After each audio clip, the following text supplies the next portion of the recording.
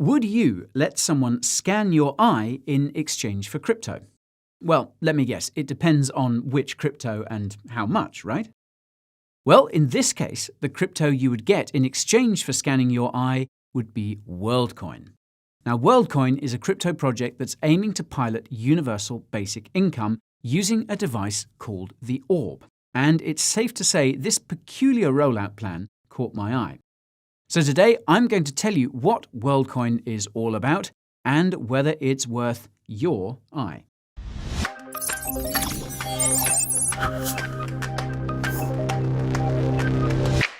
Before I bring out the Orb, there are two disclaimers you need to absorb.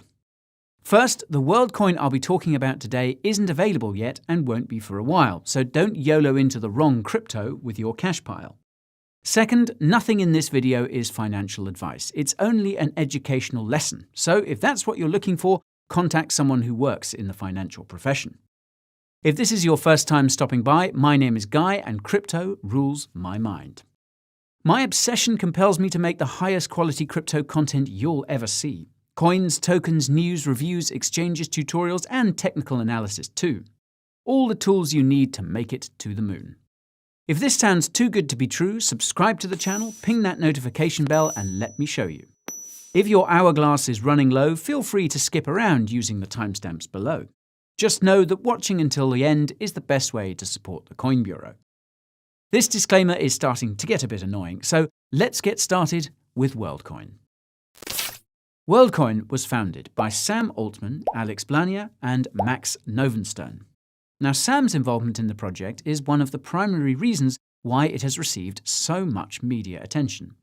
This is because Sam is famous for being the former president of Y Combinator, a startup accelerator which is responsible for launching more than 3,000 companies, including Twitch, Reddit, and Airbnb. Y Combinator also incubated crypto companies like Coinbase and crypto projects like Filecoin and OpenSea, many of whom received funding during Sam's tenure. Sam even co-founded OpenAI with Tesla CEO Elon Musk in 2015 and subsequently left his post as president of Y Combinator in 2019 to focus on OpenAI, where he serves as CEO. Now, as for Alex, he is a theoretical physicist who, quote, used neural networks to predict quantum systems during his master's at the esteemed Caltech Institute of Technology. Max, on the other hand, is a Harvard graduate who briefly worked for Bridgewater Associates, the famous hedge fund headed by Ray Dalio. Now, according to Bloomberg, Sam came up with the idea for Worldcoin in late 2019 and tapped Alex and Max to make his vision come true. In short, Sam sees Worldcoin as an opportunity to create a prototype for universal basic income, or UBI, which Sam sees as inevitable due to the rapid rise of artificial intelligence. Sam actually suggested using AI to pay for UBI in a lengthy essay earlier this year, which drew criticism from some AI experts. Now, it's not entirely clear exactly when Worldcoin was founded, as Alex and Max's profiles provide different dates. What is clear, though, is that Worldcoin is being developed by a for-profit software company registered in Delaware but based in San Francisco called the Tools for Humanity Corporation, which was founded in August 2019. The Worldcoin website specifies the non-profit Worldcoin Foundation will soon be incorporated to oversee the project, which is based in both San Francisco and Berlin, Germany. Now, Worldcoin was hoping to stay in stealth mode at the start, but this cover was blown when the project raised $25 million from some of the biggest names in crypto back in June. According to Forbes, Worldcoin's initial investors included, quote, Andreessen Horowitz, Coinbase Ventures, and angel investors including Sam Bankman-Fried, the founder of FTX, as well as the founders of Solana and Polkadot. Sam's star power, combined with Worldcoin's high-profile investors, resulted in a predictable response from both crypto and legacy media when Sam officially announced the project on Twitter last week. Now, what really got people going, though, was Worldcoin's promise of free crypto in exchange for gazing into one of Worldcoin's orbs. And this brings me on to how Worldcoin works. As I mentioned a few moments ago, Worldcoin's purpose is to be a prototype for universal basic income. UBI ultimately requires two things: a payment system and an identity system. So, starting with the payment system, Worldcoin needs to be able to scale to billions of users. To do this, Worldcoin is using optimistic rollups built on Ethereum. Worldcoin's rollup mechanism is not currently open source, though the Worldcoin website does note that the code will be open sourced soon. Now, if this rollup stuff sounds like gibberish to you, check out my video about Ethereum scaling solutions using the link up there in the top right. Anyways, another crucial part of Worldcoin's payment system is the upcoming Worldcoin wallet app. The Worldcoin wallet will be non-custodial and will, quote, allow users to use their Worldcoin throughout the Ethereum ecosystem. When it comes to Worldcoin's identity system, it will use the iris, i.e. the coloured part of the eye, to ensure that the same person can't claim UBI twice. According to Worldcoin, there are 3 reasons why they chose to use the iris as proof of personhood. First, no 2 irises are alike, not even for identical twins, which is what you want to create a unique identity. Second, irises are extremely hard to modify, which makes them resistant to fraud. There are, of course, coloured contacts you can wear which will change your iris, and I'll come back to those in a second. Third, scanning someone's iris is much easier to do than any alternatives, such as fingerprinting, facial recognition, and DNA sequencing. As you've probably gathered by now, Worldcoin will scan people's irises using a big, shiny camera called the Orb. These iris scanners are then connected to a user's crypto wallet address while preserving privacy. This is basically how it works. First, you show the orb a QR code. Second, you gaze into the orb. Third, the orb generates a unique hash for both your QR code and your iris. Fourth, the orb sends this hash to a sequencer node. Fifth, the sequencer node checks to see if this hash has been registered before, and if not, it is connected to a user's crypto wallet address.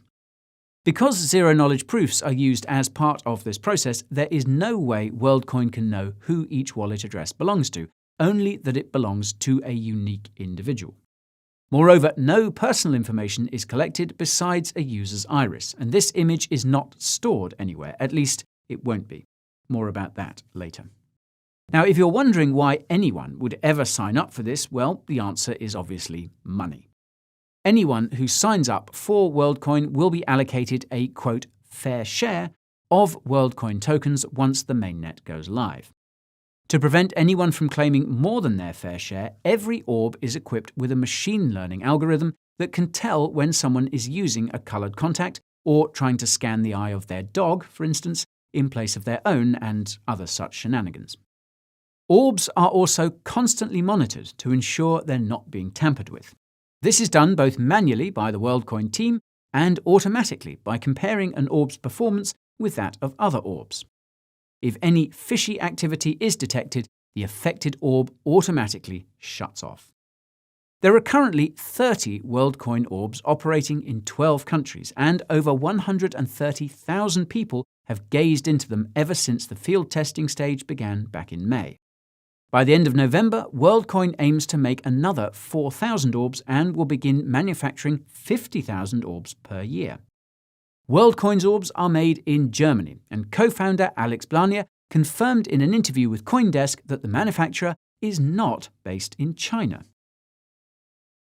Now, based on the average scan rate of orbs seen so far, Worldcoin predicts that 1 billion people will have gazed into an orb by 2023. This is all thanks to Worldcoin's network of orb operators, who are given Worldcoin tokens for every person they convince to gaze into their orb. There seem to be some additional rewards as well, given that some orb operators are employing people to work in shifts to keep the orb running 24/7. There are 25 orb operators so far, and anyone over 18 can apply to become an orb operator on the Worldcoin website. I will note that Worldcoin's orbs are not currently available in select jurisdictions, including the United States and China.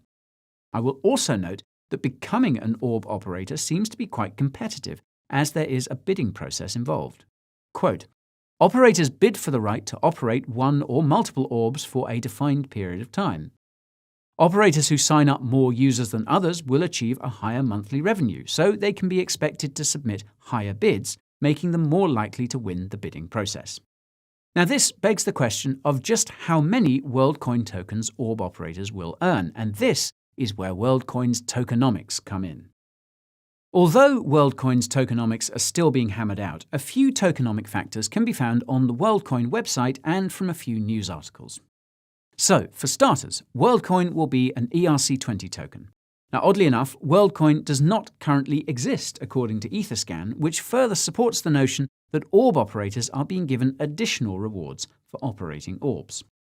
So, Worldcoin will have a maximum supply of 10 billion tokens. This is meant to correspond to the amount of people on the planet, because 2 billion tokens will be used to, quote, fund orb production and initial protocol development. Now, this allocation includes the Worldcoin team and early investors, as confirmed by co-founder Alex Blania in a CoinDesk interview. The remaining 8 billion tokens will be given to orb operators and Worldcoin users. The amount of Worldcoin tokens that orb operators will earn and Worldcoin users will get on their first sign-up will decline over time. This is to incentivize the early adoption of Worldcoin. Now, obviously, we can't do any in-depth price analysis since the Worldcoin token isn't here yet, but I reckon it's reasonable to assume that it won't perform very well. This is because everyone will sell their Worldcoin as soon as they can, especially if the price is right. Now, Worldcoin is aware of this, which is why Alex told TechCrunch that, quote, they will make efforts to ensure users can't immediately liquidate the entirety of their sign-up reward as Worldcoin scales its network and utility. This suggests that there will be vesting schedules for various Worldcoin token holders, which is certainly good news. The key tokenomic factor to look for once Worldcoin goes live is a strong demand driver for the Worldcoin token, which will push up its price. Now, you can learn about the other tokenomic factors to be on the lookout for by using the link up there in the top right. In terms of when we will see Worldcoin go live, the answer seems to be early 2022. Besides that, Worldcoin doesn't have much of a roadmap. The only outstanding milestones I could find are the release of the Worldcoin wallet and the creation of software development kits to build Worldcoin-related decentralized applications.